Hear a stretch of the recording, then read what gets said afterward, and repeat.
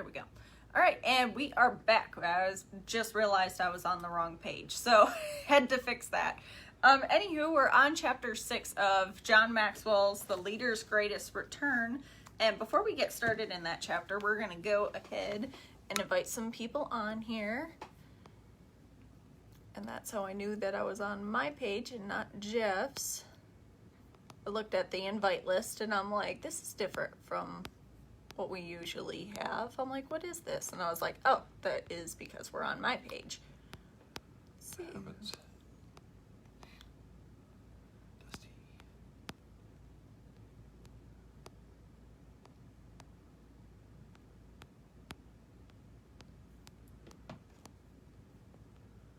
We can tag a few people.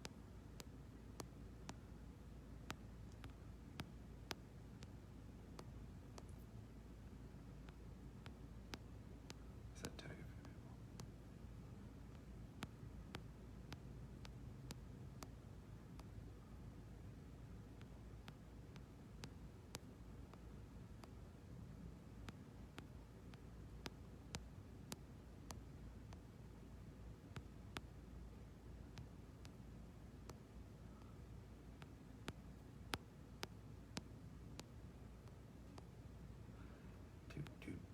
Okay, guys, we're almost there. Jim Bailey's watching. What's up? Dave Roder's here. How's it going? Grant.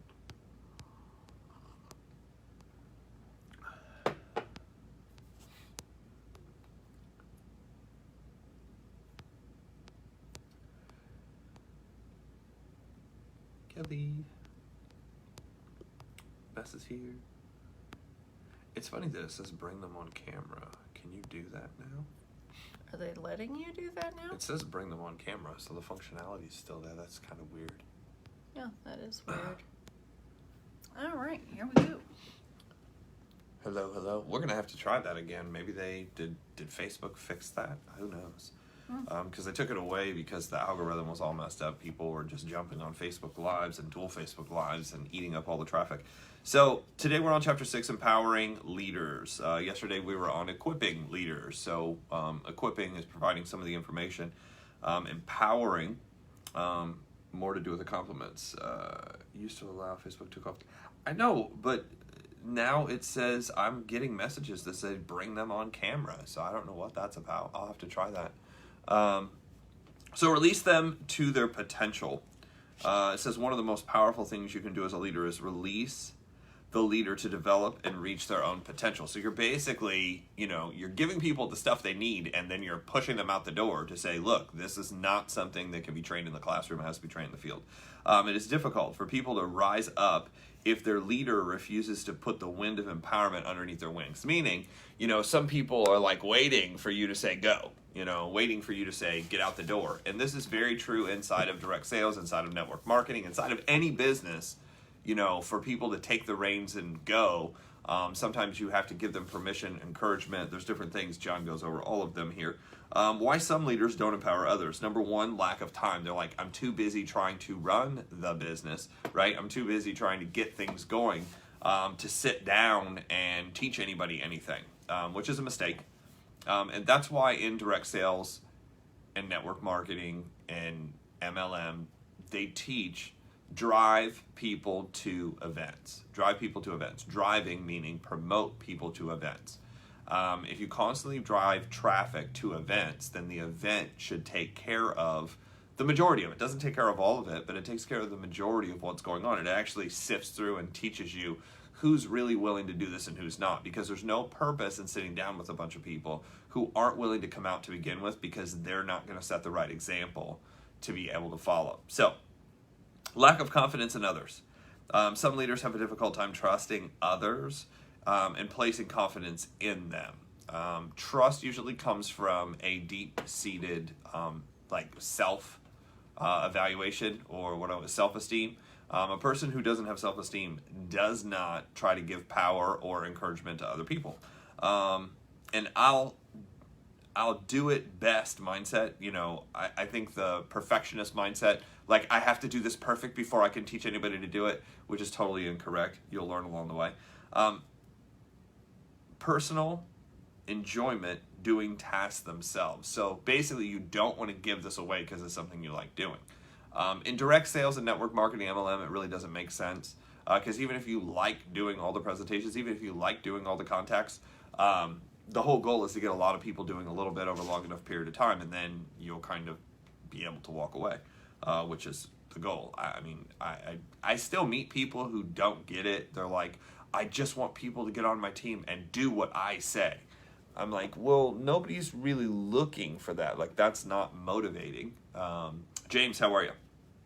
Inability to find someone else to empower. Yeah, usually if you're not doing the right things, it's really hard to find somebody else to teach to do the right things.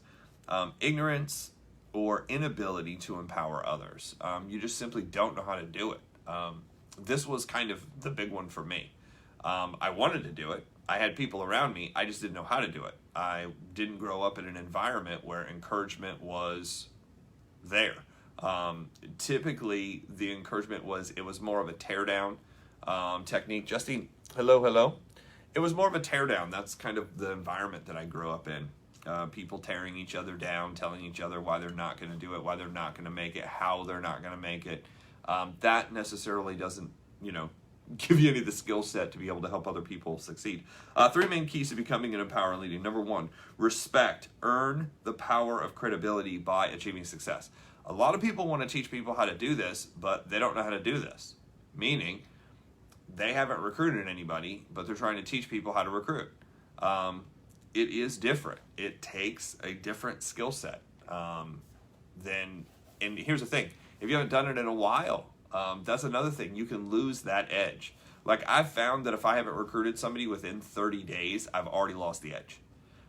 The edge to, it's kind of like you lose in sports, it's like if you start shooting free throws and you just start hitting them, all of a sudden you can almost catch like a hot streak. Hot streak meaning it's almost like you feel like you can't miss. Recruiting is a lot like that. As soon as you get out of recruiting for a little bit, and I'm talking 30 days, all the pressure builds up like, oh, this is hard. Oh, this is difficult. Oh, and the same thing is true with contacting just a couple days of it, and all of a sudden anxiety sets back in, and you're like, oh my gosh, what is this person going to say? What is this person going to think? What is this person going to do? That is your self-esteem coming out. When you're questioning what everybody else is going to say, what everybody else is going to do, that's, comes from that selfish nature of what about me, what about me, what about me.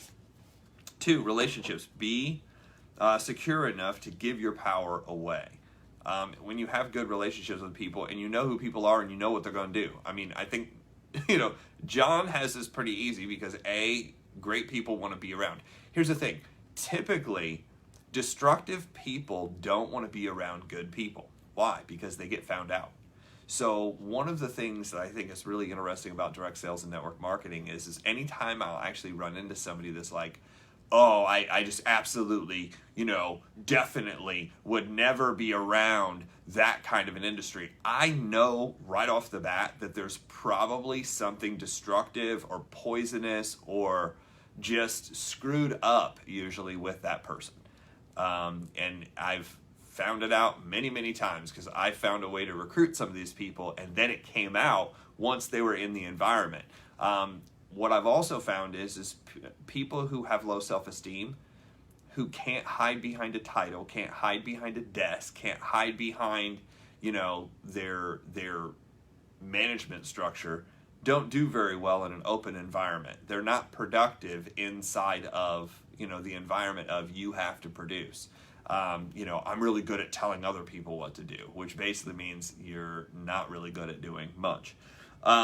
So only secure leaders give power away, so you have to be okay with who you are to be able to turn around and say, hey, you got this. I'm going to let you go run with it. 3, environment. Create a place where empowered leaders can rise up. So I think this comes from a couple. An environment of just being able to call you. Like right now, of course, because it's harder to get together with people. Right now, it's just an environment to be able to call, pick up the phone and say, hey, we need to get together and talk. You have to be okay to be able to even do that and know what to do. The place, meaning are you secure, like what he talked about with the relationship part, but also are you available? Are you available to these people that you're bringing on your team that you're working with? Available time-wise, available emotionally, because sometimes people are just in a bad spot in life and they're maybe okay to talk to, but they're destructive to talk to because they can't figure out themselves, let alone anybody else. They share all their problems and all of the garbage comes out on the phone. Then you look at the environment of being with them in person. You know, people create environments. You know, you can see somebody messed up, walked into a restaurant with 100 people, and they screw up the whole environment. One person. The same thing is true at a party. The same thing is true at, you know, any other function, business function of any kind. One person that has that, they just come in and destroy that environment. So you want to protect the environment, your house, you know, in a home environment. Because a lot of times business like this is done from living rooms, especially right now. So the greatest leaders aren't necessarily the ones who do the greatest things. They're the ones who empower others to do great things. And, you know, I've seen some people who are not incredible people, like people, meaning that, you know, everybody's like, oh, well, you have to be a people person to do that. You have to be able to just talk and have that super energetic, bubbly. And I found some people who don't have that super energetic, but they're just super hard workers. And they drove people into environments, into meetings that had that, and they were able to explode and do very well. So it says, let's take a look at the 7 characteristics of empowerment. Number 1, empowering environments embrace people's potential. So I found you typically, Ignacio, what's up, sir? Typically, you rise to the level of the environment you're in. You typically don't take over the environment you're in most cases.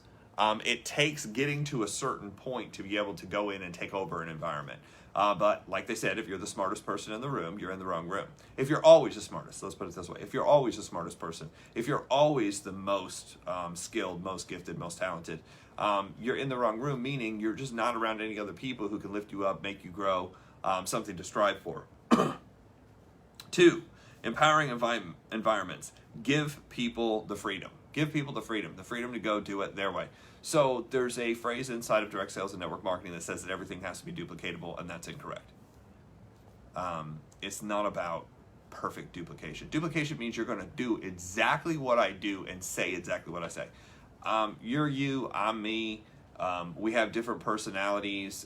Sometimes we're talking to different cultures, different, you know, races, different ethnicities, all this different background. You don't say exactly what I say. It's replication that you're looking for. You're looking to replicate over and over and over again, which means everybody has their own personality. Everybody's going to do it their own way. Everybody's going to say it their own way. Now, there's certain things that have to be conveyed, right? There's certain things that have to be conveyed, but you choose the best way. You have the freedom to choose the best way to do it. And it's under that freedom that people feel secure. They're like, okay, I really can't mess this up because I can be me and I can be okay.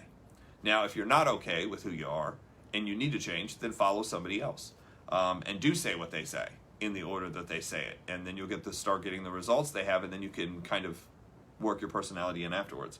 3, empowering environments encourage collaboration.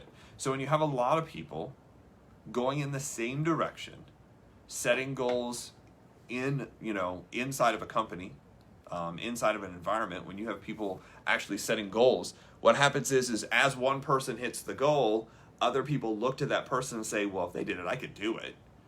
So that's the kind of the beauty behind putting people together in an environment where everybody can take off, because that strength of one person taking off. And what happens is of course, you're going to get a couple people, a handful, out of 100, you maybe get 3 people who are super, super dominant. They all want to be the top person. And what that does is that lifts the entire organization up. Because what you do is the activity level will go through the roof with those 3 people and raise everybody else's expectations of like what's possible. They're like, someone comes in and there's not enough people in the room. All of a sudden 100, it gets to 20, it gets to 30, it gets to 40, and all of a sudden stuff takes off at like 50, 60 people in a room, by the way. If you have 50 people in a room, there's somebody that initiated that 50, but he's going to have 1 or 2 people on his team that probably has the ability to take off and do it. Or is in the process of doing it. When you get to 100, you'll have about 3 people in a room statistically that, one that basically found the other 2 to 3 people who can basically fill the room. You'll find that inside of a room of 100, there's going to be about 2 or 3, maybe as many as 5 key players who built that room. Meaning the room that we're talking about is inside of direct sales and network marketing, the rooms of, right now there isn't a room like that, but the rooms of reps, distributors, etc., etc. Influence, usually you can influence somewhere between 10 to 25 people, and then you're going to have to build influencers who can influence 10 to 25 people. That's how it starts. It starts with you getting 1, and then your goal is to get 5. What I mean is 5 people on your team that show up to anything. Right now, it's show up to a Zoom, show up to a conference call, show up to some kind of virtual training. It is a trick to do it now, just like it was difficult to do it, when it was live. At least in a live environment, you have a little bit more control. Obviously, when everybody's virtual, you really have no control. People could have the TV on in the background. People could be sitting outside, listening to music. There's all kinds of weird stuff because you have the ability to mute and do your own thing, which is good. I mean, the freedom's good, but also it adds a lot of distractions and people can kind of get off track. So, 4, empowering environments welcome accountability. Eventually, people start counting. What do they count? They'll count how many presentations they do. They count how many people they have in the room. They'll start counting how much volume they're doing. They'll start counting how much money they're making. All of this counting adds up to what? It adds up to accountability eventually of, well, if you really want to take off, you have to do the numbers that these other people are doing. And that's how we track stuff. The people who are scared of accountability, usually it's a self-esteem thing. I don't want to let myself down. I don't want to be in that situation again. I don't, the D-type personalities will throw their hands up and be like, why do I have to be tracked? No, this isn't a job. This, they'll kind of fight it in a different way. The I-type personality is like, oh man, I want to join a group, and they never fill out paperwork. They have no idea where the hell anything is. They'll be the ones that get on the call and be like, what is this call about? I just thought I was supposed to be here. And you'll have to call them to get on the call to begin with. The S-type personalities will have this done, but their numbers aren't going to be spectacular. And, of course, the D-type personality is like, well, I think I did 64. And you're like, that's not true, probably. That's not even possible. Then you'll have the C-type personality who was on the call early, who has a spreadsheet with all of their numbers laid out of what they intend to do, but a lot of times haven't even done it yet. Yep. Because they're waiting to get it down perfect before they do it. And they're like, is somebody going to lay this out? Is somebody going to teach me how to do it? Is somebody going to walk me through each step? Because I was told to write in the box. Are we writing in this box or that box? Or should it be, So you have to give them everything. And it has to be sorted out. And that's why it takes a while to build anything. You've got to get it down and do it over and over and over and over and over again. And it's got to appeal, watch this, it has to appeal to all 4 personalities, which is also even more difficult. If we start with the attitude that different viewpoints are additive rather than competitive, we become more effective because our ideas and decisions are honored and tempered by that discourse. That was Ed Catmull. I think what he's talking about is the personality thing. I think that's really what his purpose or statement is. He's talking about the personality thing as being able to understand what's going on rather than just be competitive like you didn't do it. Be like, okay, here's what we're doing. What is your viewpoint? What is your viewpoint? How do you see this? Or how do you feel about this? 5, empowering environments give people ownership. Especially when accountability, it gives people ownership because you get to choose what you want to do. Then eventually, not only do you get to choose what you want to do, but it's really cool when you're able to hand it to somebody else and then they get to lead it. So that's that handoff part. Hey, you have enough people on your team who are doing the right thing. You need to break off and do your own accountability call with your 5 guys, 10 guys, girls that are on your team that are doing well. You can be part of mine, but now go start your own. That's kind of the idea behind it. And what we're talking about is an accountability group. Once a week, we get together and we share the numbers of what we said we would do last week. We're going to share the numbers of what we did do, and then we're going to share what we plan on doing the following week. The goal is to eventually get to a point where you can accomplish 80% of what you say you're going to do. So if I say I'm going to go do 10 presentations this week, I need to at least get in 8. You know, in some cases, I'll get in 10. In some cases, you want to blow past that number. So only through a system will you break out of your comfort zone. So that's kind of the main point. The main point that I've learned from having an accountability group is to basically push yourself outside of your comfort zone, because your comfort zone is an area that you will seek to find where everything remains the same. When everything remains the same, you feel safe. Your nervous system, this is not just, you know, certain personality, but your nervous system is built to stay in an environment where everything's comfortable and everything's the same. That's what your nervous system is built. Now, certain personalities, it's much stronger. An S-type personality, it's much stronger. A C-type personality is even stronger than that, meaning to stay in that environment, to not go forward, to not excel. And what I mean by not excel, it's not that they don't want to excel, it's just they don't want to break the norm. They don't want to break inertia. They're only going to do what they've always done. Trying to get somebody to go from 3 presentations to 30, that's a great challenge. The D-type personality is like, oh, I could do that, but then do they have the discipline at the moment to put down their other 62 projects to do it? The I-type personality will always agree to doing it, but they haven't even gotten to 3 yet, right? And I kind of make fun of, like, I've got that personality too, so I can make fun of it a little bit. The S-type personality is like, that's too much. That's too much. Like, nobody can do that. You know, they're always trying to pull back, you know, a little bit, get back in the circle, get back in the group. You know, I have to feel like I'm in control of what's going on. That would seem like mass chaos. It's what needs to happen, but that would seem like mass chaos. So can't we start off slower? Can't we go from 3 to 4 instead of 3 to 30? That's how and you have to gauge this and be able to talk with people about where they're at. So if you don't know how to identify people's personalities and you're pushing for a bigger goal, you'll push people right out of the circle. You'll push people right out of your team. I'll raise both hands. I did this. So that was 6. Number 7, empowering environments reward production.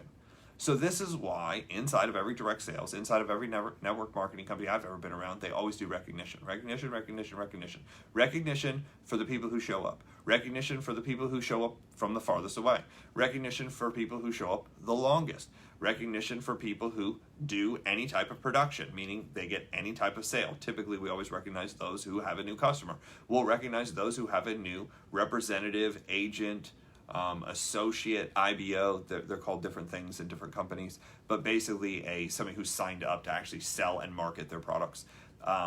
Those are what I usually call the reps of the business, or the recruits of the business.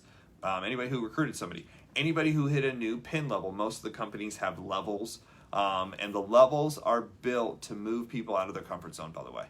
Because if it was really just done based on production, you'd be like, well, he did more than he did last month. You know, how many people did more than they did last month? And every month you could say that, and eventually you'd move all the way to the top of the commission chart that you currently have. But the problem is if there aren't finite levels, if there aren't very specific things that you have to accomplish, then most people can't think it through themselves. So what they're doing is they're putting together a platform where it's like, if you get all this done, you'll hit this level. If you get all this done, you'll hit this level, and you just keep moving up. So it is, basically they built the levels for the personalities.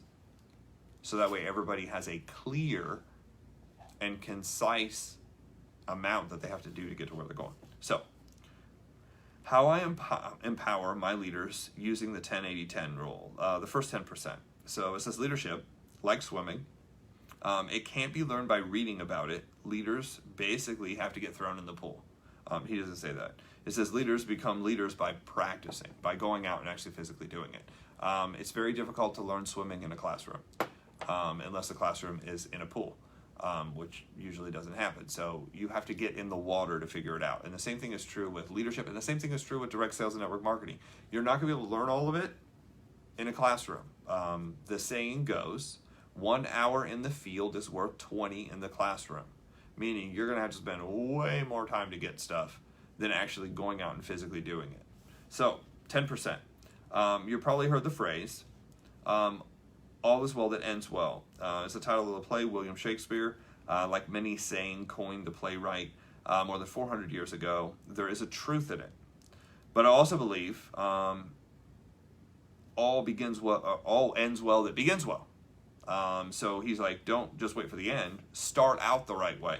So, number one, here are the 5 things that he says to do to get this done for Empower Leaders. Number one, communicate the objective. What are we trying to accomplish? Your first objective.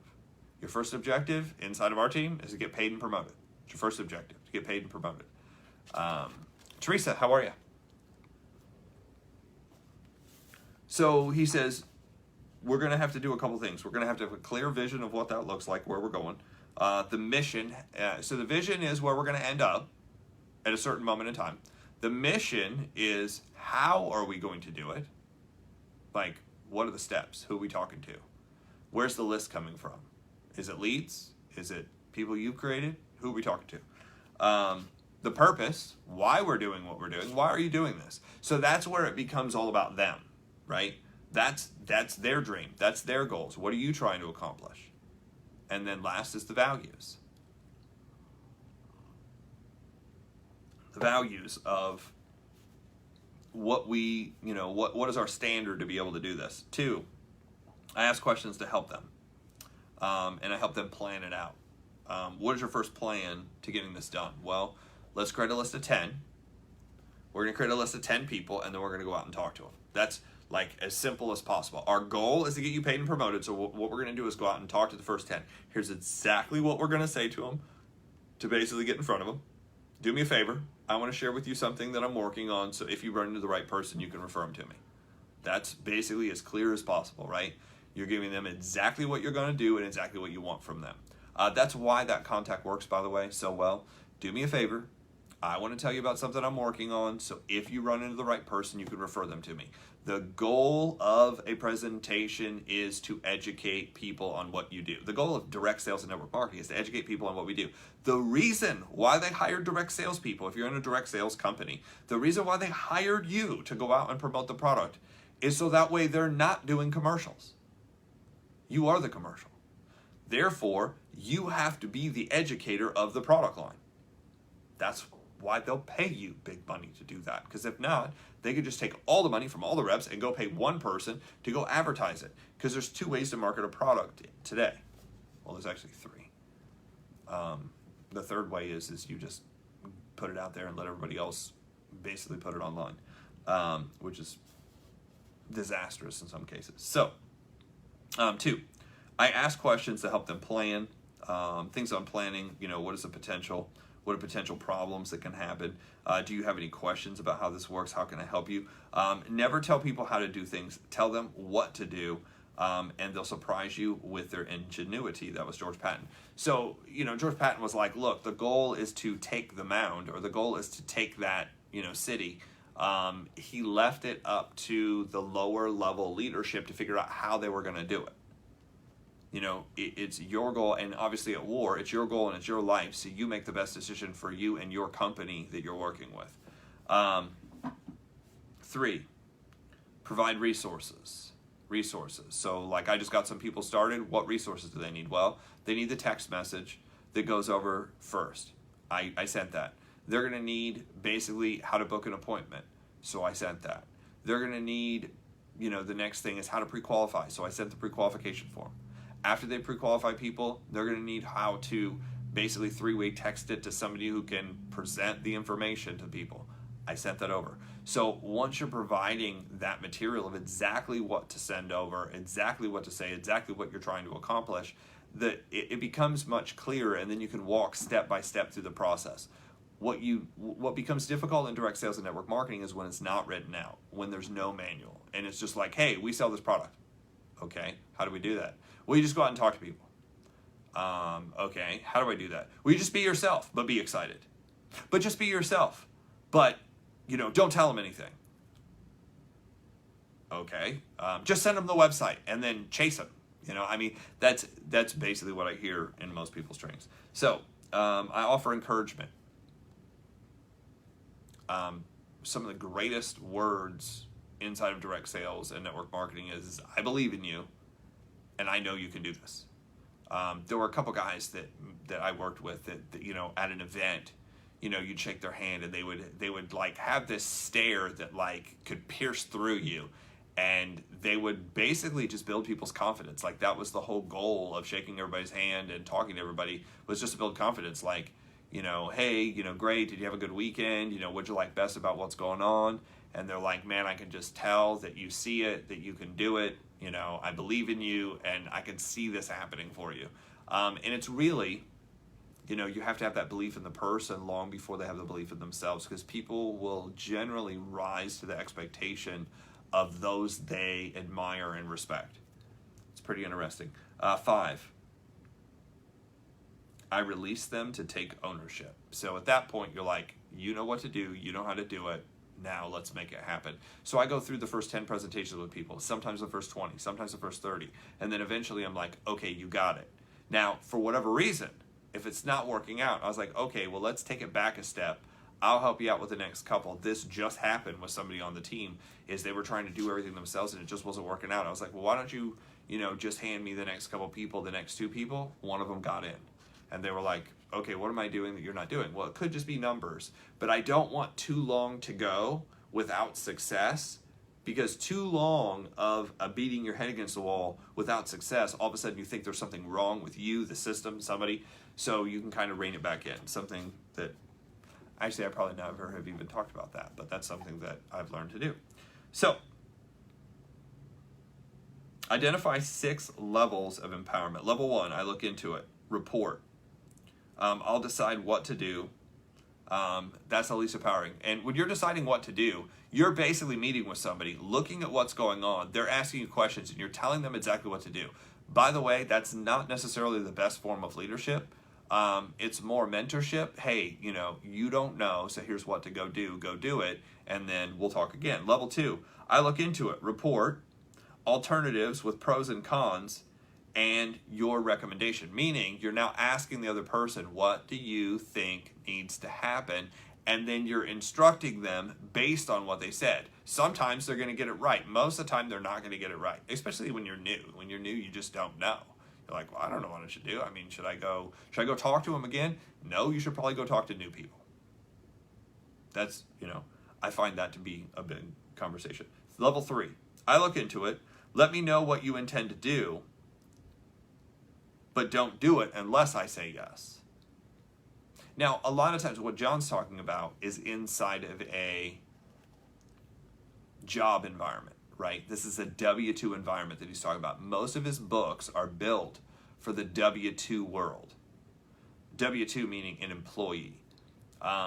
You kind of have to translate some of this into self-employed, into 1099 work. Now, some of his books are written specifically for 1099 work. The Power of 5. I sound like one of his books now. I'm promoting his own stuff inside of his own stuff. So, but, The Power of 5 is a book that was specifically written for self-employed people. So sometimes it is, but you can tell how this is written. Don't go do it unless I say yes. That's usually not direct sales and network marketing. Unless they're going into another market to talk to somebody that's not on their team or something like that. So I can't say that it would never happen, but it's rare. Level 4, look into it. Let me know what you intend to do, and don't and do it unless I say no. So, it's up to you to go figure it out unless I come in and say something otherwise, because I see something happening that's not good. And the last one is level 5, take action, let me know what you did. And then level 6 is take action, no further contacts required unless you need me. You're good. You got it. You figured it out. You're self-sufficient. The greatest thing you can do is basically train people to the point where they don't need you. Or they pass you, which is even better. Most people do not take that well. I had a couple guys that, basically had more influence than I did. I recognized it early, but I wanted their influence so bad because they seemed to be able to make it happen so much easier than me. But I was super grateful that they were on my team and they started succeeding faster. And there were months that that they probably came close, if not past, where I was financially. And I was okay. I wasn't okay at first, but eventually became okay. And that's just you've never been in that environment before. It's a really weird thing to happen. The middle 80%, where leaders rise up to their potential. So he's like, here's what I found about that. Empowered leaders add more and better ideas. Empowered leaders, people who you're encouraging, will add more to what's going on. So you have to be appreciative of the people around you, and ask for their ideas and encourage them. And when you encourage them, they tend to have more say-so, more input, and they'll have better ideas. Empowered leaders seize opportunities. So when something does come up, they'll go grab onto it before they come to you to be like, hey, do you think I should go do this? 3, leaders will use their influence. Empowered leaders will use their influence. Influence to do what? Influence to get more people there. Influence to build a bigger group, bigger team. Influence to sell more. Influence to help someone else that doesn't necessarily, the greatest thing is when they go help somebody else that's part of the team, but not necessarily going to benefit them directly. That's when you know you really have somebody good. The people who are only in it for them, they're like, I'm not going over there. And I hate to call it the union mentality, but really is the union mentality. That's a hammer. I don't deal with hammers. I only deal with saws. I thought that was fake at some point. I was like, that's a horrible mentality to have, until my brother was actually in New York and it actually happened, and they were unloading something that almost fell, and he's like, hey, is there any way we can get your guys' help? And the guys were like, no, we can't help. Like, we're carpenters, we're over here, you guys are the unloaders. And it was union work backstage, stagehands, and you have to only hire their guys and pay them their wages. Nobody else can work on anything. Sounds like a monopoly. Which, is or isn't, I don't know. I don't live in New York, nor will I ever do a show there. So, empowered leaders facilitate the success of their teams. So you're going to recognize, you're going to try to help as many people get together and, appreciate and encourage others. That's kind of the goal. So when you help your leaders develop the craft of facilitation, you not only empower them, but also help empower the people working with them. So you're not just going to affect one person, is what I'm saying. By encouraging one person, they're going to go out and use that energy to go do the same thing. And sometimes it takes over and over and over again, right, Francis? So facilitating is a two-way communication. Facilitating is interactive. Facilitating is exploratory. All these hard words. Facilitating is a mode to transfer information and ideas. Facilitating is an art form of asking open-ended questions. So the last 10%, all is well that ends well. Number 1, I add value if I can. So you're always trying to add value to somebody if you can. Adding value can simply be a compliment. That's the easiest one. 2, I give recognition to them and their team. This is the purpose of a circle up at the end of a meeting. I used to hate these. People would circle up, what did you think? What did you think? What did you think? And then you congratulate everybody. And I hated it because, in my mind, I just saw an event. I'm motivated. I want to go do something. I don't want to sit around and talk about what people just talked about. That just didn't appeal to me until I found out why it was so valuable to other people, because that's what helps people process what to do afterwards. Certain people, halfway through the meeting, about 10 minutes into some events, I get what I need and I'm like, I'm good. Let's go to work. It could be a day seminar, it could be a weekend seminar. 10 minutes in, I got what I needed. I'm ready to go. I actually worked throughout an entire convention one time because I got what I needed right away. They were announcing the top recruiters. I think I was 3rd in the company at that point. I missed the meeting. I didn't go on stage. I didn't get the prize. They gave it to me afterwards. But I didn't get anything. I didn't get any of the recognition. Why? I was out doing a presentation, in the hallway. I had called somebody and they had met me. They had driven to the convention center that we were at in Arizona. I remember it was in Phoenix. And, somebody comes out and they're like, where were you? They're like, they were calling your name. You're supposed to be on stage right now. I was like, well, they should have given an itinerary. That's a D-type personality. It was your fault, not mine. They said be in the room, and I wasn't in the room. So I don't follow directions either. So give recognition to their team. 3, I ask questions to help them learn from their experience. So John is so good at this. He's like, well, people like this happened. And John would come up with some real question. Well, why do you think that happens to you? Or, what could have you done different? Where I'm trying to fix it, John has them ask questions, and then they have to come up with their own answer to fix their own stuff, which that's what helps people the most, by the way. Rather than getting scolded for doing something, wouldn't it be better to be like, okay, Well, you know, it happened. What can you do better? Like, what are you going to do next time so this doesn't happen? Like, that would be such a better way to handle it, right? But most people don't have that experience in the field.